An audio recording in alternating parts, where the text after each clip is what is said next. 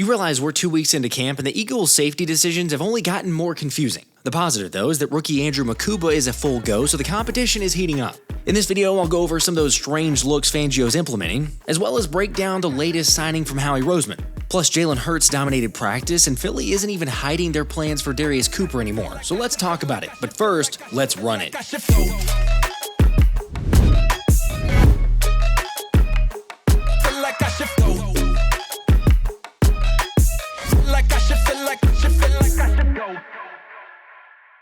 What's up, guys? We got joint practices with the Cleveland Browns right around the corner, and you know from the past few years, those things get intense.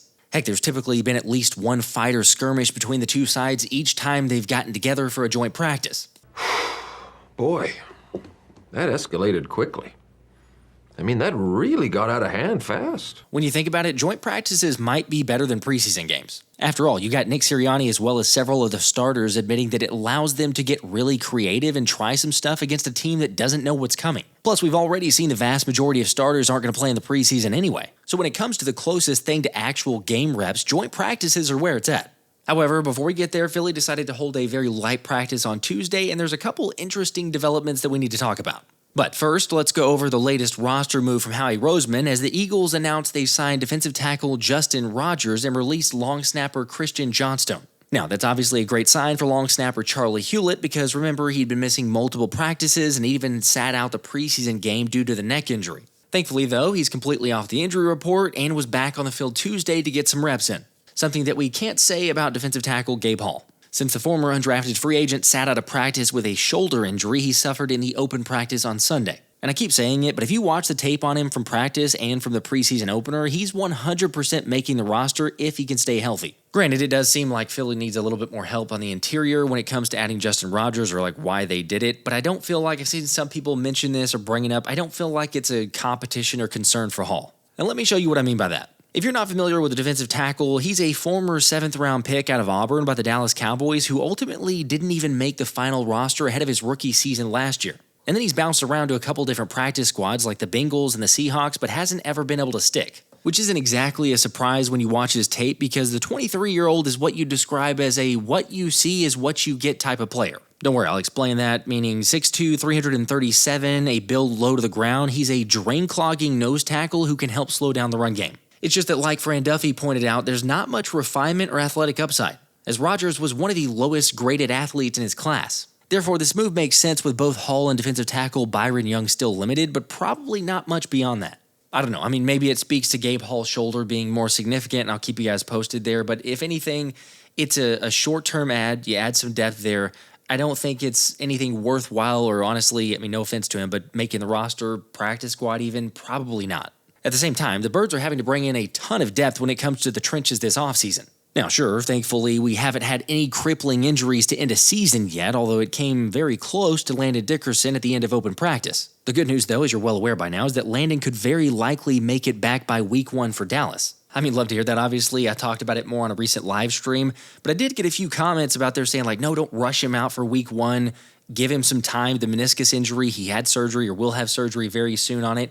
There's the thought he could be ready by week 1, but I'm curious what you guys feel. Let me know in the comments. Would you want him by week 1? Are you saying slow play this thing, wait until week 2, week 3? I mean, I don't know if he stays on the PUP list there, but what would you prefer for Landon? Look, either way, he's still going to miss the rest of camp and the preseason. And unfortunately, so is guard Kenyon Green thanks to his shoulder injury, with Adam Schefter reporting that Green is week to week at best, and there's a chance he may not even be ready by week 1. In turn, and not surprisingly, causing Philly fans to once again question Howie Roseman's decision to trade away C.J. Gardner-Johnson for Green. So I say,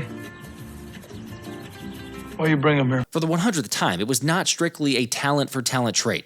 And ironically, C.J. also injured his ACL during practice last week and could potentially miss a couple regular season games. Anyway, I'm getting off on a tangent there, trying to reel this thing back in.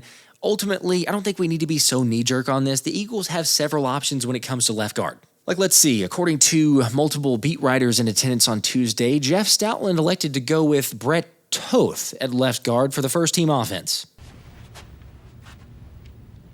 No, God! You gotta admit, and I'm guilty of this myself, but we talk about Stoutland being the GOAT except for whenever he puts Toth at left guard. Yes, I get some of the PTSD seeing 64 out there, but come on, let's have some faith. By the way, Stout did end up getting Darian Kinnard some runs at left guard also, with Brooks Cabina reminding to keep an eye on his transition from tackle to guard. After all, Lane Johnson even spoke very highly about Kinnard's progress last year in training camp. Plus, in case you missed it, before Landon's injury, Stoutland was already alternating Kinnard between right guard and right tackle with Matt Pryor, so it's not like Toth is the only option out there. I'm feeling much better.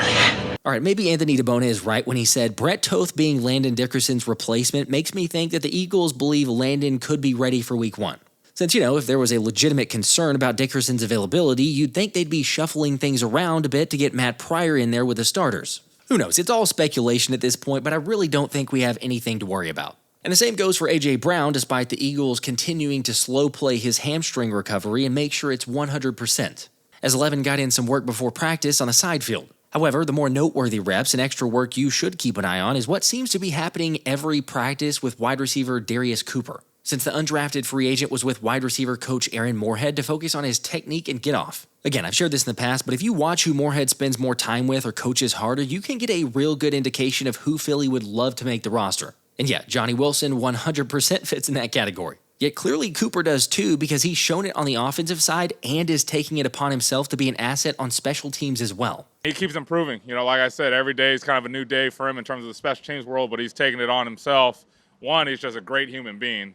And the second, he's very coachable, which is a lot of these guys. So he's trying to get better each and every day, just like anybody else will be, whether you're a 7-year veteran or a rookie playing special teams for the first time. As far as rookies go, he's super mature, and I think that helps. And I think that he's gone at this every day with a very work-like kind of mentality. And whatever reps I get, whether it's a third team, whether it's a second team, if I'm sprinkled in with the first team for a rep or two, I'm going to take advantage of those reps. And, he's just got to continue to develop some of the game that, being at that school sometimes in the offense he was in, there's some adjustments that we have. And he was never in a huddle. He had never heard a play out of a huddle. So he's all of a sudden got to hear the play out of the huddle.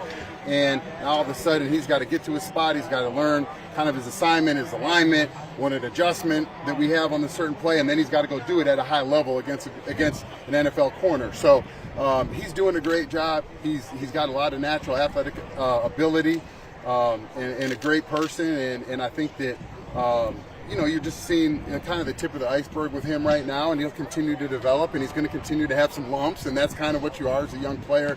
No matter if you're an undrafted guy or you're a first-round pick, that's just kind of how it is as a rookie in the NFL. So he's doing a great job so far, and hopefully, just his work ethic and his habits continue to mirror those other guys, and then, we'll see where this thing can go. I'm telling you, it's that kind of initiative that's going to land Cooper the job. By the way, keeping on special teams though, Coach Michael Clay also spoke about Braden Mann kicking one of the extra points during Thursday's preseason game and said he did that because he wanted the guys to be ready in case Jake ever suffered an injury in a game. Now, I know what you're thinking. Didn't Jake Elliott hold the kick for Mann? And yes, he did, but the backup holder in Cooper DeJean wasn't dressed for the preseason game. Otherwise, during an actual game, Coop would have been the one to hold for Mann. Anyway, just some unique situational stuff that the Birds continue to plan for, and I appreciate, trying to cover your bases in really odd, unique situations that you don't really expect will happen, but you never know. Also, real quickly, I had a few more questions asking about Nakobe Dean's most recent status, and we still don't have any official timeline, but reporters have noticed Nakobe continuing to push the envelope when it comes to his movements and explosiveness in drills before practice.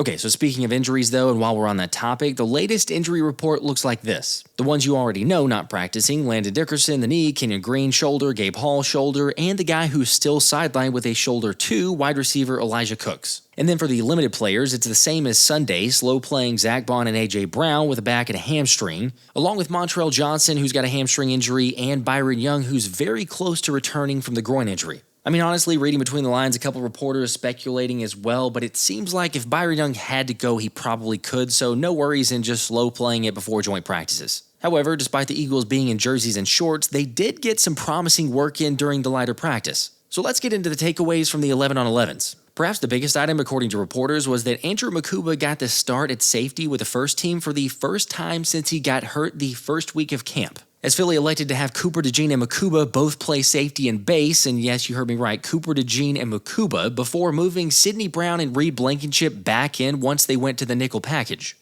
How does that even make sense?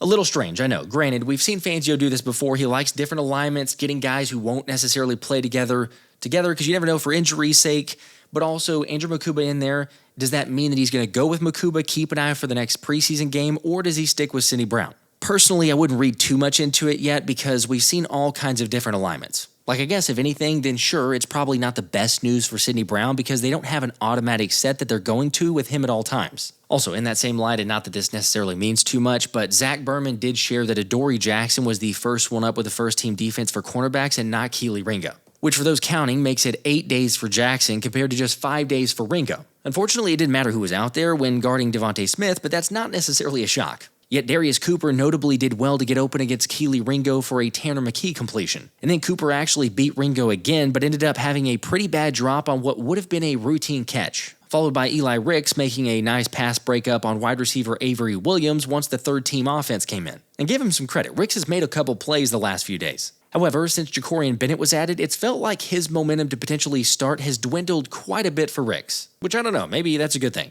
I'd be lying if I said competition doesn't bring the best out of all of us, but also, man, just focus on yourself at the same time, and the competitive aspect is already in us. I feel like anybody that plays this game is a fierce competitor, man, because it takes a lot to be able to get here, and also stay here. Oh, going back to the safety spot real quick, Mukuba probably got the most work at safety, and given the fact that we're 1 week away from setting lineups, he's going to need to put some work in, with a rookie emphasizing how important this second preseason game is for him to put in some good tape. After all, as Zach Berman pointed out, by late next week, the Eagles' first-teamers will be thanking Dallas. Like, I know that's kind of crazy to hear, but we're almost at that point. Anyway, when it comes to the first-team reps, rookie cornerback Mac McWilliams got a couple snaps. Granted, he got beat by Jahan Dotson on a contested catch along the right sideline, with Andrew Mukuba later admitting getting used to the NFL guys making professional plays has been quite the adjustment. Tanner, he made on third down. This was like a while back ago, and I was a quarter safety, and I was breaking down, and then he literally threw the ball on the opposite shoulder where I was breaking from. But in college, that would have been a pick or a PBU. But here, he completed it on the other side where I wasn't coming from. So that play specific kind of told me, like, this is definitely different. In fairness, the Mormon Missile isn't exactly your standard QB2, albeit it was Jalen Hurts who put on the show on Tuesday, like on an early down when Jalen Carter pressured him up the middle to force Hurts to roll out. And then after buying time, he rifled a throw against his body while rolling right to hit Dallas Goedert, who had beaten Quinyon Mitchell. Look, as I shared, it was an abbreviated practice session, but QB1 probably had his best day throwing of camp over the entire series. I mean, the ball never hit the ground, with Jalen going a perfect 8 for 8, with his next throw showing very good anticipation to Jahan Dotson before J-Dot managed to get his feet in bounds. Although for the record, it was the 1 + 6 = 7 connection that proved unstoppable. As E.J. Smith said, Smitty and Jalen were just dominating the defense en route to their most crisp stretch on the offensive side all camp. And then on their next possession, the offense went 4 plays for 4 completions and 4 first downs against tight coverage. I mean, it's pretty obvious by now that Hurts just continues to get better each offseason throwing the football. Yet it's the mental aspect of the game that truly makes him breed of one. I like the way he goes about it. He calls me a lot. It asks me lots of questions. They actually run a lot of plays that we used to run, Sirianni to Frank Wright to Tom Moore, sort of that chain. And he calls me with very specific questions about certain plays. So he's a student of the game. As another example, he squats 600 pounds. He can, run over guys. He can throw it a mile. But his appreciation of the cerebral part of the game is what's impressive to me, and how he's taken his game to the next level.